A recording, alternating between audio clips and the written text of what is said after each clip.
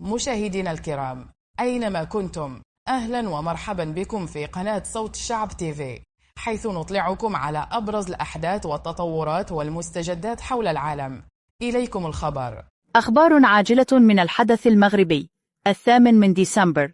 المغرب. سيارة أجرة متهورة عرضت المواطنين للخطر على طريق ساحلي. تظهر لقطات شهود العيان التاكسي وهو يتجاوز المرور متجاهلا الإشارات ويجبر السائقين على الفرملة فجأة على ممرات مبللة تحت سماء ملبدة. انحرفت المركبة بخطورة بين السيارات، مما زاد الخطر المباشر على العائلات والركاب.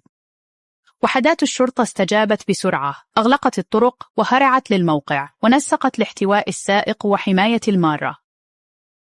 بعد مطاردة متوترة أوقفت السلطات المشتبه به. ألقي القبض على سائق التاكسي وأعيد فتح الطريق بإشراف الشرطة، ودعت السلطات إلى اليقظة. أبلغوا الشرطة المحلية فورا عن القيادة الخطرة وأعطوا الأولوية لأحزمة الأمان والسرعات الآمنة. تابعونا لتحديثات موثوقة.